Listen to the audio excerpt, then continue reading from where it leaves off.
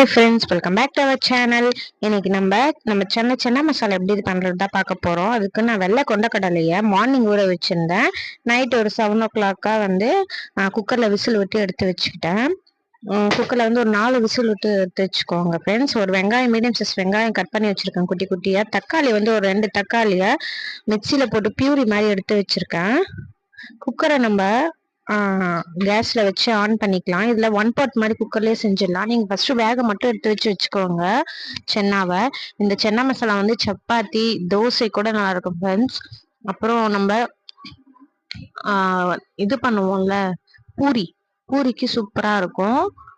இது 3த்துக்குமே நல்லா சூப்பரா செட் ஆகும். அப்புறம் வெஜ் புலாவ் இதுக்கெல்லாம் செட் ஆகும். தேவையான அளவு எண்ணெய் ஊத்திட்டு நம்ம ஸ்பைசஸ் எல்லாம் போட்டுக்கலாம். போட்டுட்டு வெங்காயமும் போட்டுக்கலாம்.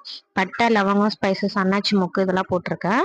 வெங்காயம் குட்டி குட்டியா கட் பண்ணி வச்சிருக்கேன். ஒரு மீடியம் சைஸ் வெங்காயம் 2, அதையும் இதுல போட்டுக்கலாம். போட்டுட்டு நல்லா வதக்கிக்கோங்க. வெங்காயம் நல்லா பொன்னிறமா வதங்கினதும் நம்ம வந்து இஞ்சி பூண்டு பேஸ்ட் போட்டுக்கலாம்.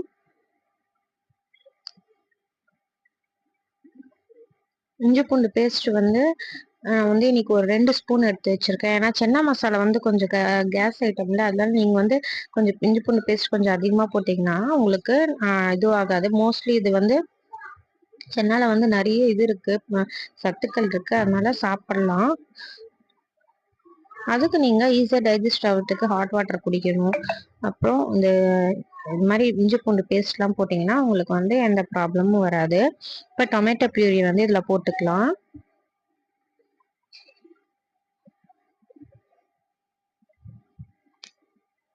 இந்த டொமேட்டோ பியூரி வந்து நல்லா வதங்கணும். இப்ப வந்து நான் வேக வச்சிருந்த சென்னால வந்து ஒரு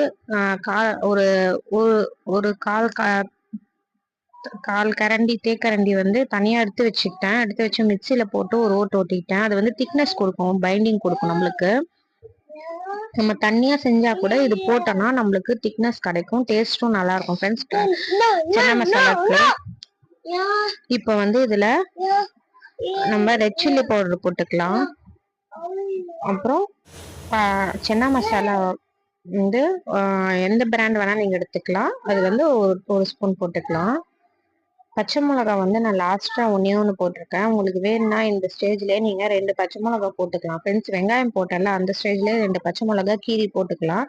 நான் வந்து சும்மா டேஸ்ட்டுக்காக ஒரே ஒரு பச்சை மிளகா போட்டேன். காரம் நிறைய இருந்தா பசங்களும் சாப்பிட மாட்டாங்கன்னு சொல்லிட்டு. இப்ப இது நல்லா இதுவாயிடுச்சு. இப்ப இதுக்கு தேவையான அளவு தண்ணி ஊத்திக்கலாம். நான் கொஞ்சம் தண்ணியா தான் செய்யறேன் ஃப்ரெண்ட்ஸ். உங்களுக்கு தேவையான அளவு ஊத்திக்கோங்க. நான் நிறைய ஊத்தணும் அவசியம் இல்லை. நான் வந்து இப்ப சப்பாத்திக்கு வந்து கொஞ்சம் தண்ணியா ஏதாவது தொட்டுக்கிறதுக்கும் நல்லா இருக்கும். நம்மளுக்கு ரொம்ப கெட்டியா இருந்தாலும் நல்லா இருக்காது. அதனால கொஞ்சம் இதுவா தான் செய்யறேன். இது நம்மளுக்கு சென்னா அப்புறம் போட்டது கொஞ்சம் நல்லா கெட்டி ஆயிடும். பாக்குறதுக்கு இப்ப அப்படிதான் இருக்கும். அப்புறம் வேக வச்ச சென்னா மசாலா, இந்த தண்ணி இருக்குல்ல சுண்டல், அதையும் இதோடய சேர்த்து போட்டுங்க. தண்ணியோட சேர்த்து போட்டுக்கோங்க. ஏன்னா வேக வச்ச இதுலயும் நிறைய சத்துக்கள் இருக்குல்ல, பாருங்க நல்லா இந்த அளவுக்கு வெந்திருக்கணும். தண்ணியோட சேர்த்துக்கோங்க. அதுலயே சேர்த்துட்டு நம்ம இதுலயே உப்பு தேவையான அளவு போட்டுக்கலாம். இந்த சப்ஜிக்கு தேவையான அளவு உப்பு போட்டுக்கலாம். மஞ்சத்தூள் கொஞ்சம் போட்டுக்கலாம். நம்ம அப்ப மஞ்சத்தூள் போடவே இல்லை, இப்ப மஞ்சத்தூள் போட்டுக்கலாம்.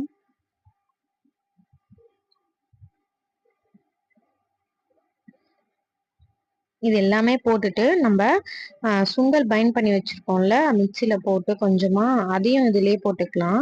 எல்லாத்தையும் இதுலயே போட்டுட்டு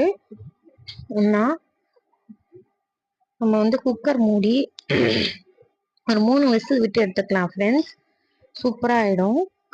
வந்து சப்பாத்தி மாவு வந்து பிசைஞ்சு வச்சிருக்கேன். அப்பவே பிசைஞ்சு வச்சுட்டேன். இது ரேஷன் கோதுமை மாவு தான், எவ்வளவு சூப்பரா வரும் பாருங்க ஃப்ரெண்ட்ஸ். சப்பாத்தி பாருங்க நல்லா சாஃப்டா இருக்கு. ரேஷன் கோதுமை மாவு தான். அப்புறம் பிசைஞ்சு வச்சுட்டா நம்மளுக்கு சாஃப்ட்னஸ் கொடுக்கும். இப்போ இந்த அளவுக்கு கொதி வந்திருக்கு. எல்லாமே போட்டுட்டேன்.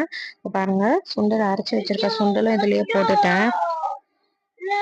இப்ப இத எல்லாத்தையுமே ஒன்னா சேர்த்து மிக்சியில இப்போ அரைச்சதையும் எல்லாத்தையும் ஒன்னா போட்டுட்டு நம்ம குக்கர் மூடி 3 விசில் விட்டு எடுத்தோம்னா நம்மளுக்கு சென்னா மசாலா ரெடி ஃப்ரெண்ட்ஸ். இதுக்கு நீங்க இந்த சன்னா மசாலா வந்து சப்பாத்திக்கு நல்லா இருக்கும், பூரிக்கு நல்லா இருக்கும். பூரிக்கு மட்டும் இன்னும் கொஞ்சம் திக்கா செஞ்சுக்கோங்க. சப்பாத்திக்குன்ற போது இந்த அளவுக்கு தண்ணியா இருந்தா நல்லா இருக்கும். பூரிக்குன்ற போது நீங்க கொஞ்சம் திக்கா செஞ்சுக்கோங்க. தோசைக்கும் நல்லா இருக்கும். இதுவே உங்களுக்கு இப்ப பாக்கிறதுக்கு அப்படிதான் இருக்கும். நல்லா கொதிச்சிருச்சுன்னா திக்காயிடும் ஃப்ரெண்ட்ஸ். இப்போ 3 விசில் விட்டு எடுத்தோன்னா உங்களுக்கு காட்டுறேன். நம்ம சேனல் பிடிச்சிருந்தா சப்ஸ்கிரைப் பண்ணிக்கோங்க. நம்ம வீடியோஸ் எல்லாத்தையும் போய் நம்ம சேனல்ல போய் பாருங்க ஃப்ரெண்ட்ஸ். இந்த வீடியோ உங்களுக்கு யூஸ்ஃபுல்லா இருந்துச்சுன்னா இந்த வீடியோக்கு ஒரு லைக் போட்டுக்கோங்க. உங்க ஃப்ரெண்ட்ஸ் அண்ட் ஃபேமிலிஸ்க்கு இந்த வீடியோஸை ஷேர் பண்ணிக்கோங்க.